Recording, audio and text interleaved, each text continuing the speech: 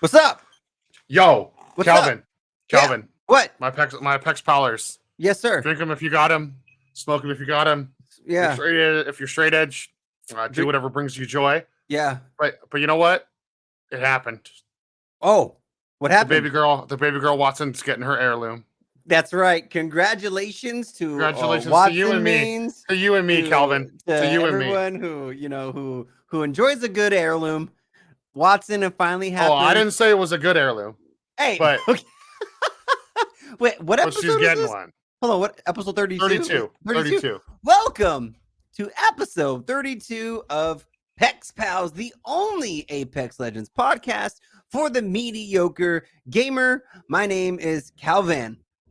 And my name is your worldwide mediocre co-star, JoelCupcake. JoelCupcake. I almost tripped up on that. It kind of rolled off the tongue. We're out of practice. I'm also drinking the tequila, so I was like, a little bit. You know what I mean?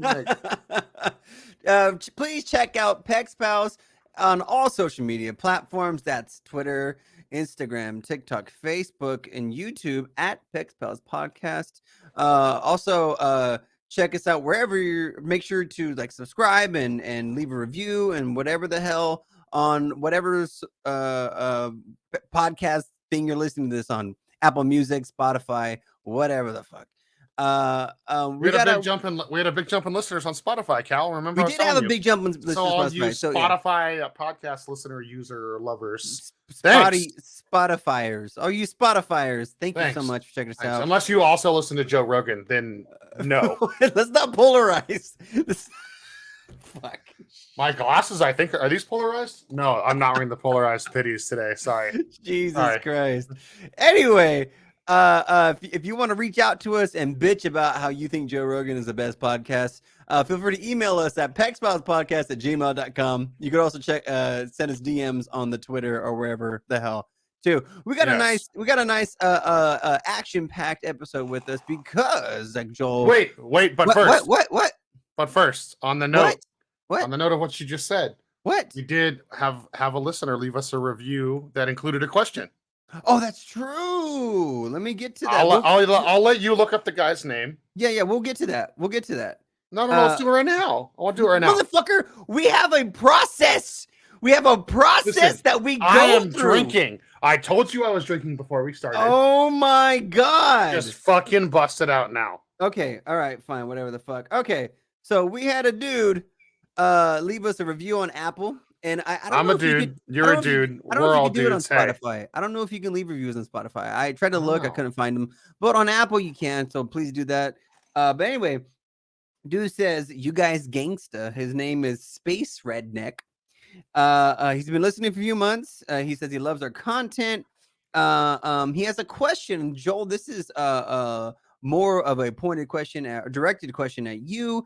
And for all of our other Caustic mains. And the question is, the new map, Strompoint, he says he feels it's allowing him to play Caustic to his best abilities. The cover, the choke points, the high ground lets him utilize his gas completely. And do we feel that we're having the same luck? And let him know. And so, Joel, obviously, you're the Caustic guy here. What are your thoughts on Strompoint and Caustic's viability? Well, redneck space guy, man, that guy. Yeah. We're all. I'm a dude. You're a dude. We're all dudes. Hey. Yeah. Yes. Short answer, yes. Long answer. My favorite thing to do, Calvin, right now is get in a gunfight as Caustic and have the team hit the grav cannon to escape, and then you just fucking drop the mines when you land, bro. Yeah. Or you drop the ult, and then the team takes the grav cannon. Can't get away from you, dude. Especially if you have an Ash, you tether one of them inside the Caustic ult. That's it, bro. Yeah, dude. That's it. Even if, as a down person, he gets back on the grav lift, that's it. Game over. You know, I love it. As far as fighting, well, I guess in this case it would be fighting downhill. You are able to hold pinch points. There is a lot more cover, but there's a lot more things you have to go around to come up the hill. So if you put the mines in the right spot, it keeps these people in their shitty positions where they can get shot in the back from the bottom of the hill. Definitely. And and it just, you're able to hold more. A big complaint I've had about Caustic personally, Calvin, and this, is that ever since they nerfed his ultimate, like in like season, I think that was like 6 or 7, Something. I used to love calling dibs on the gold backpack, and like I would use my ultimate as a Yeah. res tool. Yeah. And Totally. you couldn't do that for a long time. There's enough cover and angles and leverage that you can do that now. And because of how tricky this new map is with like cover and uphill battles and whatnot, Definitely. like it's effective to use that as a distraction to get the res off, or even use it as cover. Oh yeah, absolutely. So, No, I think it's great, and I know, Calvin, I know you vaguely agreed with me when we talked about it off recording. Yeah, no, because I've me, I like to play around with different legends every couple of games or so. And Caustic is one of the ones I like to just fuck around with. And I have to agree. The all the new choke points, because there's not really a lot of choke points on the other maps, now that I think about it. And there's always some way to get out, there's always some way to go around, and there's always some way to get to another vantage point. But this one has a lot of like solid choke points, and I have to agree with that on that instant. I would say though that those situations, you have to look for those, right? You have to put yourself in a situation to make Caustic viable, like with the high grounds, the choke points, and stuff like that, because Stone Point's fucking huge, right? There's so much open ground that you have to cover just to get to those parts, and if you're not lucky, then then you're stuck out in the open with Big Boy, and you can't really get anywhere. You're right. But I do agree though that this map has something for every legend. And I mean, maybe not crypto, because there's not very many there's not very many like places where crypto goes. Well, you do have a lot of hiding places. It's actually easier to activate the drone on this map. Yeah. But what I'm trying to say is like using the beacons and stuff like that. There's not a lot of beacons on the map, and I don't know if they updated that yet. But like using crypto is kind of like kind of one of those things. Yeah. Shit. You know what? Hold on, Calvin. While we're on the subject of Caustic, let's do something we haven't done in a minute. One of those pesky big brain tips, free tips for our listeners, Cal. What you got? Tips for our listeners. What do you got? First off, I am completely in love with having Pathfinder as a teammate again. Okay. On Stormpoint, we were actually spent a couple nights running Pathfinder Ash Caustic. Unbeatable. It was insane. Better than having a Valkyrie, and I ship Valkyrie. Right. Like, so, but my complaint with Path, and I believe on an early episode of the show, we actually talked about this, is that, you have this issue of you're able to be accessed on the backside because somebody can take the same zip you just used. Yeah. Like you can destroy jump pads, but you can't destroy. Yeah. Very true. You can shoot Valk out of her ult before she fully takes off. Yeah, there's absolutely. stuff like that. Yeah. But Pathfinder's nothing. Then again, the trade-off is that somebody can also use it right after you. Well, I had a good friend. His gamer tag is Mr. Jabs. He's the hopefully soon to be in-law. Oh, cool, dope. Yeah, he's Trina's sister's boyfriend. Cool. So he's a great dude. He loves Apex. Just he's might be more passionate than you and I, Calvin, which is kind of crazy. Okay. But he taught me a big trick. If you are running Caustic and Pathfinder, you can put a Caustic trap down and launch the Pathfinder zip from on top of the Caustic mine. And when you get to the other side, if you destroy the Caustic mine, it destroys the zip line. That's actually pretty fucking cool. Because the anchor point is no longer existent. Right. That's really fucking cool. So that's for you Pathfinder mains, I know there's less of you. I'm with you. I stand Pathfinder. Calvin and I both already agreed about 5 episodes ago, I think it was, that his passive needs a rework. Like Respawn needs to give him some fucking love. Yeah. That's a really cool tip, though. That's a good tip. And tip. the movement characters, especially on Starpoint, are crucial to have one, if not two. Right. So that's a big plus in my opinion. That's pretty dope. So thank you, Space Redneck, for reaching out to us and asking that question. If you have a question, feel free to do the same. Leave us a review, hit us up on the DMs or the email address, whatever the fuck. On to bigger news, though. The bigger news, we have a brand new event coming out on December 7th. So on Tuesday. It's called the Yar Raiders Collection event, and it's it's a new event, and we're getting a whole bunch of new. You like that skin? Yar. You mean that voice? That wasn't a skin. Oh, you're right. Oh fuck! I read the word skin, and then I said, okay, whatever. Anyway, Raider Collection event. We got some new skins for Valkyrie, Loba, Revenant, Bloodhound, Pathfinder, Watson, and Wraith that are pirate themed. And I would say, honestly, Watson's skin is pretty hot. It's pretty good. And with the event comes back the all aboard Winter Express. Before I talk about my elation for the Winter Express, that's a word, right? Like that's the right adjective. Sure, whatever. Yeah. I don't normally use big words on the show, so I'm hoping people understand how excited I am. These skins, these are sick, bro. They're great skins, dude. Like this is, they did, what was it, the Animal Kingdom event skins or whatever, right? Every single one of those, banger. Every single one of these, I think, is also a banger. Solid. My only complaint is, why are you still giving Wraith skins? Give some love to the other characters. Besides that being said, the skin is a banger. Like this is sick, Calvin. Like, a lot of people, I know a lot of the community base is complaining about the frequent use of skins and paying for them, and how they're using skins and not fixing the game. This, that, the other complaint. But at least 2 out of the last 3 new sets of skins have been fucking sick all the way. I agree, dude. I agree. Yeah, the skins are pretty dope. Like I said, the individuals getting them are Valkyrie, Loba, Revenant, Bloodhound, Pathfinder, Watson, and Wraith.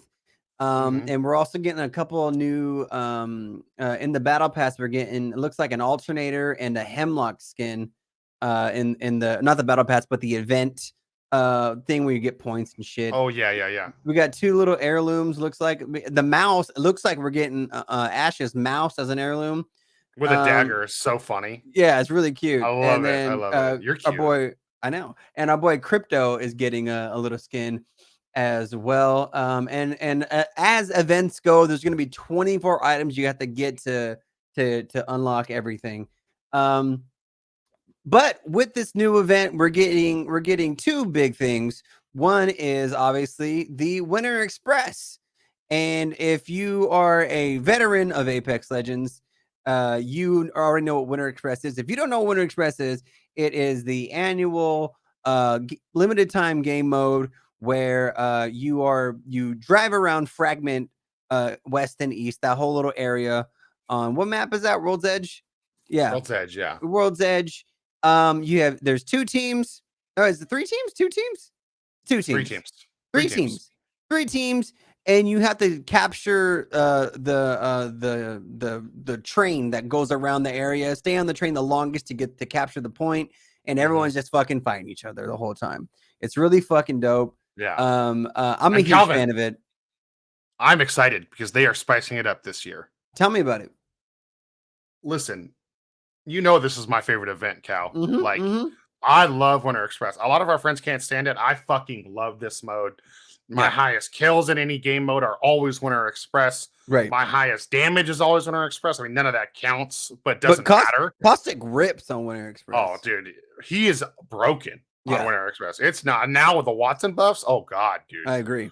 She's gonna be scary. Anyways, so for those of you that have never played this mode, those of you that have, when you load in, you choose a character, and your character every 12 hours has a set of weapons. Correct. So you get a set default and a set secondary. You even get a set, like, which one of your throwables you're true. Using. That's true. And just to clarify on that, how the game used to be was every 12 hours, like Joel said, like if you pick Pathfinder, for some reason, for that 12 hours, Pathfinder had the Sentinel and a Mozambique and thermite grenades.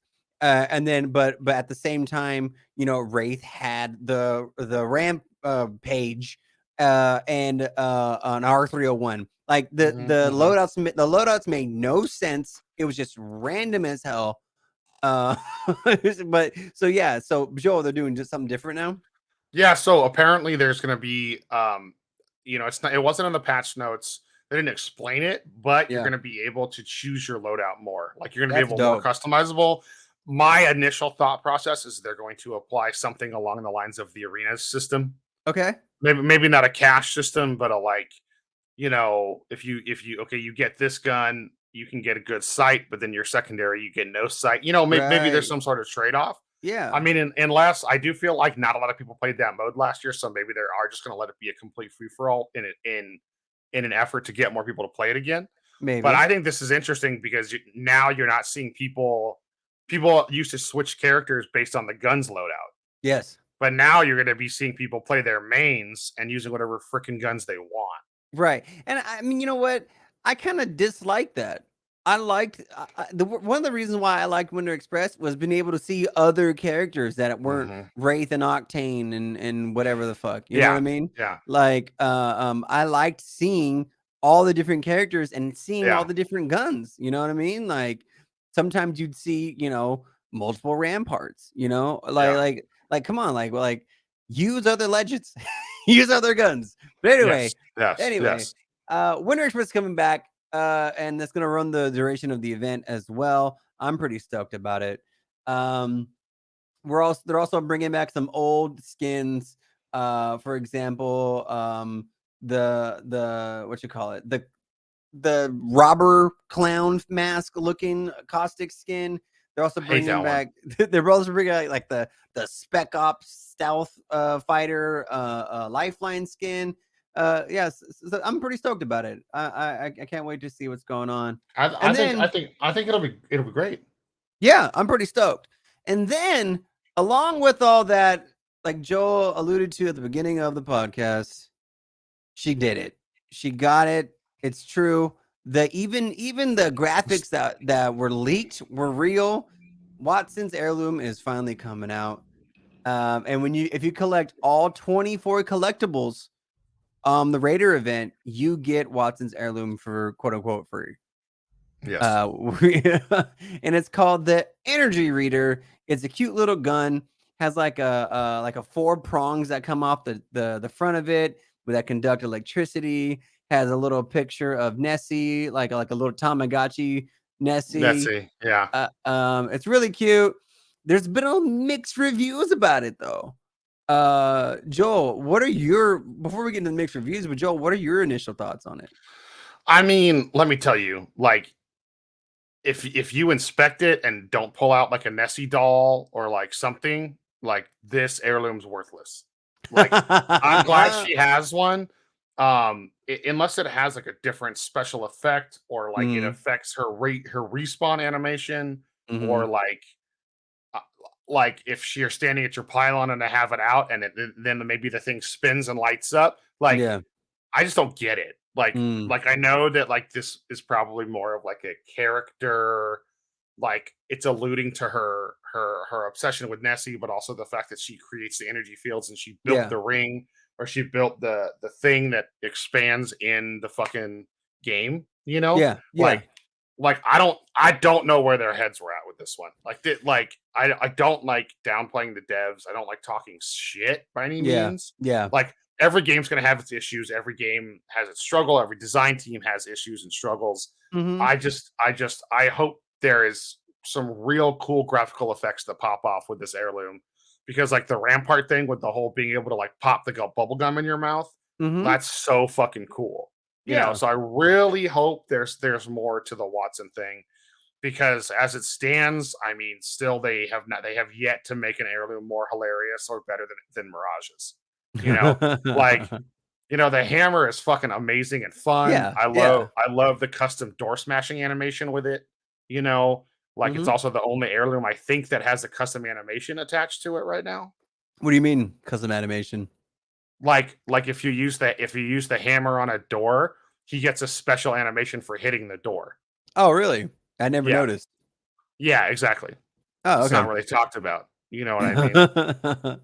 At least if my memory serves me correctly, it does that. But other than that, like I love that she has an heirloom. Yeah. I'm working extra hours at work these next couple weeks. I'll probably fucking buy the damn thing because it is WATTSON. You know what I mean? Oh, for sure, dude. Yeah, no, honestly, I think it's cool.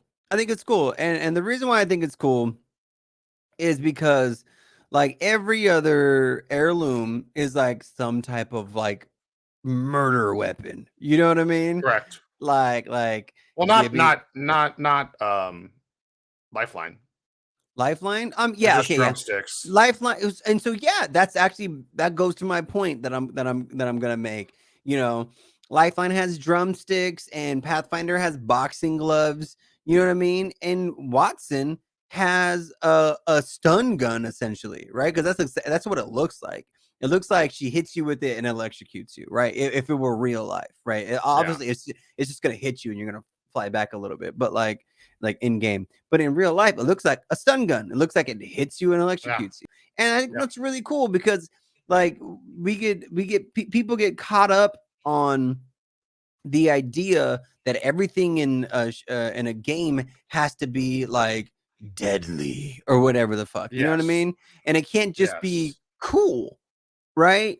Like the game I play, For Honor, for those of you who know what that is, it started out as like some really gritty, like true to form samurais and knights and Vikings, and everything looked really hardcore, and everybody was all about the realism of it.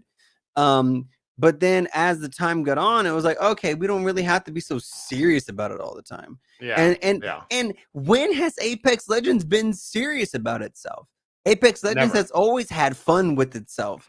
And so the fact that WATTSON has this really cute gun and a little Nessie pops up, like a Tamagotchi Nessie pops up on the gun, like that's cute as fuck. You know what I mean? Like why can't we have the cute woo shit? You know what I mean? Let me have it. Let me have this one. I'm with it. Like when they did that fucking corgi skin for Pathfinder. Exactly. It was adorable. Dude. It was exactly. Adorable. Well, you know what, Calvin? While we're in the middle of talking about all this stuff, we don't really need to talk about it. But there's no Town Takeover. I'm a little disappointed. I would say you're a little disappointed. Yes, dude. Yeah, I'm a little upset about that because, for one, like what was it?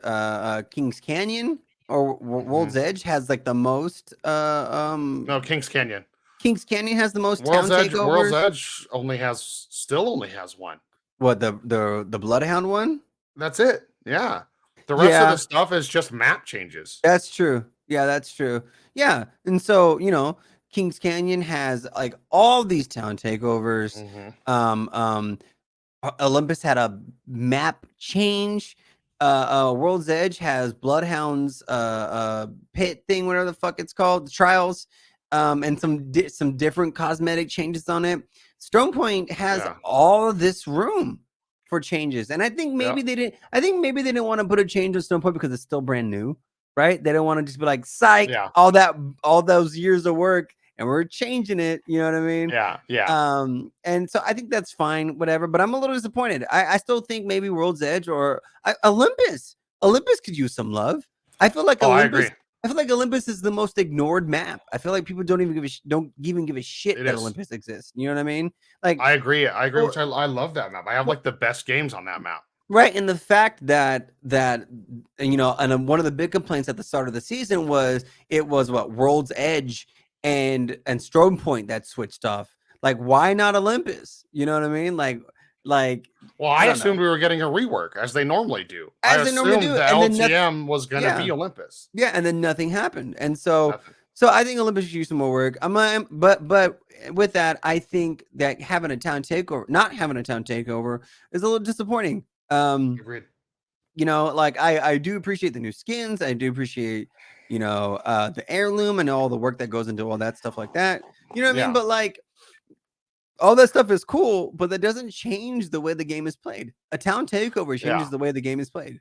Absolutely. Well, and I don't want to focus on this because we got a few more points to talk about. Yeah. But I think it was Lulu.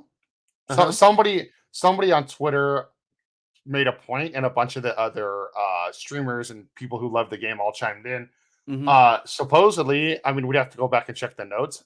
That somebody was saying that there hasn't been a real limited time mode since season 7.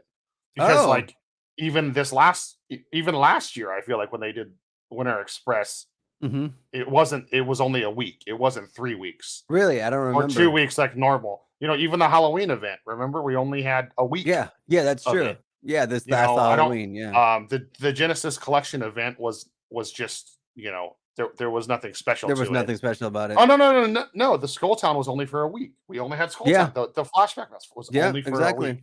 So there hasn't been a real everything's going on for 2 weeks since season 7. Supposedly, I don't know if has anything to do with all these devs that are the 2 devs that just left. Who knows? I don't know. But it was an interesting thing I stumbled on. I hope that changes because I think we all liked those. That was one of the things I loved was the uniqueness with the LTM. Yeah. So I'm excited to see what all the new stuff that comes with this new Raider Collection event. Yeah, and then the patch notes are out, Calvin. Yeah, exactly. I was just about to hit them. I think we should hit them next week when it's actually out. For sure, let's do that. I think we should talk about the biggest change though. Oh, and the most important thing. Oh, I think I know exactly what you're gonna say. You know what, Calvin? ESP me right now, baby. What is it? Arcstar. Oh yes, hit me with hit us with it, Calvin. The change, they nerfed the L-Star last patch, and I don't think that the Arcstar needed a change, but I think this is really gonna mix up the way the game is played because so many people. There's just hours upon hours of footage on YouTube of people going on the firing range and just making sure they know how to perfectly stick someone with an Arcstar. Yeah. So for those of you who don't have a podcast about Apex Legends, you may not have scoured over the patch notes like we have. But if you did for some reason, you'll see that the Arcstar, the throwable grenade, the one that sticks to people, got nerfed. And it's a little odd. It seemed like it came out of nowhere. I don't know who was complaining about Arcstars or why they thought that this was something that needed to be addressed. But I think this is definitely something with ALGS and the pros because there's so many people hiding in buildings playing Caustic right now and doing the Caustic. I know. I am too, but I changing the way it affects your movement and certain things and how much of your shield goes down. I get it. Okay. I know. I understand that, but I don't get it, and I don't think it was necessary. But anyway, so I didn't say I thought it was necessary. Hold on, I'm trying to fucking talk. The Arcstar's base damage was reduced from 30 to 10, so it got a 20-point reduction on base damage. Right. So if you were anywhere near it and it blows up, at the closest proximity to it, it used to do 30. Now it only does 10. Shield damage multiplier increased from 3 to 4. So if you ever actually stuck someone with the Arcstar, it would do 90 damage to their shield if it stuck. So now that they reduced the base damage to 10 and they increased the multiplier to 4 instead of 3, it does 40 damage on a stick, which is bullshit, right? Which is bullshit because each little block on your shield is 25. And so now you don't even fully break someone with an Arcstar stick, which is bullshit. Whereas before you used to be able to, because it's not easy to stick someone with an Arcstar. You know what I mean? It's not easy. Not for us mediocre folks, no. Well, what I'm saying just in general, right? You throw unless your whole intention is to stick people every time you see them, right? If you're throwing just to with the chance of hitting them, distracting them, hitting them with the AOE and capitalizing on that, you're right. You're right. So anyway, the sticking an enemy now applies a slow debuff, right? And then if you don't stick them, the slow duration is now driven by a distance from the center of the Arcstar detonation. So the closer you are to the center of it, the slower you move. If you're just on the outside of the radius, you get very minimal movement, stuff like that. Interesting. But like I said, I think this is a dumb thing. I think this is dumb. I don't think anybody was asking for this. No. I don't think anybody was complaining about this. For the fact of the matter is, right, and you ask anybody who plays Apex Legends, if you get stuck, that's your own fucking fault, right? It's your own fucking fault. If you get stuck, and as a mediocre gamer, if you stick someone, it's the best fucking feeling in the world. Well, exactly, right? If you stick somebody, if you get stuck, it's your own fucking fault. If you get stuck and you run to your teammates and they all get fucked up because you ran at them, that's your own fucking fault. You know what I mean? You shouldn't. you shouldn't have to you shouldn't punish the aggressor for being aggressive, I right? agree. And so now it's kind of like this whole thing where it's like, you know, no grenade is gonna be good enough anymore, right? Like it's, yes, it still does good enough damage. It still can change the tide in a fight, but now it's making it much harder. And I know that sometimes grenades can be very oppressive. Like especially if you're pushing a team and our team pushes you and they just chuck grenades, but not very many people hold a bajillion fucking grenades, right? At most, the average person carries like 1.5 grenades. Yeah. Right. Like on average, right? If you were to average it out. I agree. Right. Yeah, I mean, I think this goes back to, sorry. No, go ahead. I think this goes back to, like, I saw an interesting point on Twitter where the devs are stuck. People are assuming, estimating the devs are stuck. Like, you have a super competitive pro scene with this game that's literally the top, I would say, 2% of people, maybe 1% that play this game, Calvin. I don't know how marginal it is. But then you have such a dedicated and loyal casual player base. Like, this is one of those things where, like, and I actually kind of agree with this point that I stumbled across on the internet, and that's that the devs are doing tweaks like this, and then like the tap strafing and stuff, where they're trying to minimize the gap. So, like, this is for the casual player, because we all know skill-based matchmaking is fucking broken in Apex. So when you do get paired up against a pred, now you don't have to worry about a fucking Pathfinder that can fucking 360 spin around you with a grapple and perfectly stick you with 2 arc stars, because it's not going to hurt you nearly as much.